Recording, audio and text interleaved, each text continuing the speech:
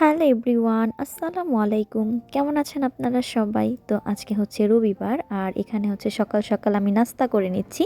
প্রতিদিনের মতনই সুন্দর একটি সকাল দিয়ে দিনটাকে শুরু করছি। আশা করছি আপনাদেরও সারাটা দিন অনেক বেশি ভালো কাটবে ইনশাল্লাহ। তো আজকে সকালে হচ্ছে আমি পরোটা দিয়ে আর সবজি দিয়ে নাস্তা করে নিচ্ছিলাম। আর পরোটা দিয়ে আর সবজি দিয়ে খেতে কিন্তু আমার ভালোই লাগে। আর রোদ্রে বসে যখন নাস্তা করি, নাস্তা করাটার মজা যেন আরও বেড়ে যায়।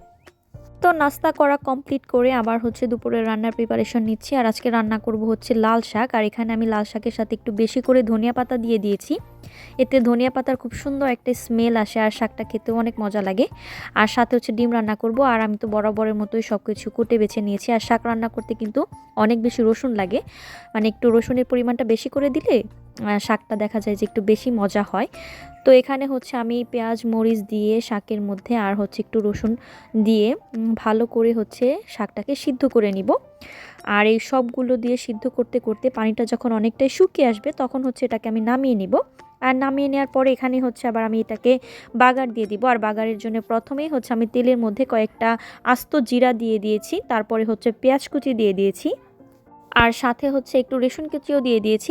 এখন হচ্ছে আমি এই সবগুলোকে অনেক সুন্দর করে ভাজা ভাজা করব। যখন পুরো এই উপাদানগুলো একবারে ব্রাউন কালার হয়ে আসবে, যেমন এই যে এরকম হয়ে আসবে, তখন হচ্ছে আমি শাকটাকে এটার মধ্যে দিয়ে আবার সুন্দর করে ভেজে নেব। এভাবে লাল শাক ভাজি করলে কিন্তু অনেক মজা লাগে। আমি হচ্ছে মাঝে মাঝে চিংড়িও অ্যাড করি।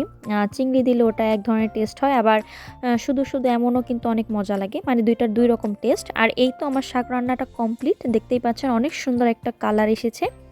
আর শাক রান্নাটা দেখতে যেমন সুন্দর হয়েছে তেমন কিন্তু খেতেও ভালো হয়েছিল। আর এখানে হচ্ছে আমি ডিম রান্না করব। আর ডিম রান্না করার জন্য তেলে যাতে ডিমটা লেগে না যায় তার জন্য আমি তেলের মধ্যে একটু লবণ আর হচ্ছে একটু হলুদের ফাঁকি দিয়ে দিয়েছি। তারপর এখানে হচ্ছে আগে আমি ডিমগুলোকে ভেজে নিয়েছি, তারপরে হচ্ছে আবার আমি আলু ভেজে নিব। আর তরকারি আইটেমগুলোর মধ্যে আলু হচ্ছে আমার অনেক বেশি প্রিয়, যার কারণে দেখবেন যে ম্যাক্সিমাম তরকারিতেই হচ্ছে আমি আলু দিই। আর ডিম দিয়ে আলু দিয়ে যে তরকারি, এটা তো আমার অনেক বেশি পছন্দের। তো ডিম আর আলুটা ভেজে নিয়ে আমি রেখে দিয়ে এখানে হচ্ছে তেলের মধ্যে আবার পেঁয়াজ মরিচ দিয়ে দিয়েছি। তারপরে হচ্ছে সুন্দর করে সব ধরনের মশলা দিয়ে আমি হচ্ছে এটাকে আবার হালকা একটু পানি দিয়ে সুন্দর করে মশলাটাকে আগে কষিয়ে নিচ্ছি। যখন মশলাটা সুন্দর করে কষানো হয়ে যাবে তখন হচ্ছে এর মধ্যে আমি ভাজা ডিম আর আলুগুলো দিয়ে দিব। আর ভাজা ডিম আলু দেওয়ার পরেও হচ্ছে আমি অনেকক্ষণ এটাকে কষিয়ে নিব। যে কোনো তরকারি সুন্দর করে কষানো হলে কিন্তু তরকারির টেস্টটা অনেক মজা হয়। তো এখানে যখন সুন্দর করে ডিম এবং আলু দুটোই কষানো হয়ে যাবে তখন হচ্ছে এখানে আমি আমার ঝোল অনুযায়ী পানি দিয়ে দিব। পানি দেওয়ার পরে হচ্ছে আমি কিছুক্ষণ জাল করে নিয়ে হচ্ছে আবার একটু ভাজা জিরা বাটা দিয়ে দিব, যেটা হচ্ছে আম্মু আমাকে প্রসেস করে দিয়ে দেয়। তো আমি হচ্ছে নদীর মাছে আর হচ্ছে ডিম তরকারিটাতে এই ভাজা জিরা বাটাটা দেই। তো এই তো হচ্ছে আমার ডিম রান্না কমপ্লিট। আর আজকের ডিমের লুকটা দেখেন কত বেশি সুন্দর হয়েছে, মানে দেখেই অনেক লোভনীয় লাগছে এরকম একটা ব্যাপার। তো দুপুরে রান্না বান্না শেষ করে এর মাঝে হচ্ছে আবার আমি গোসল করে নিয়েছি, নামাজ পড়ে নিয়েছি, তারপরেই তো খেতে বসে গেছি।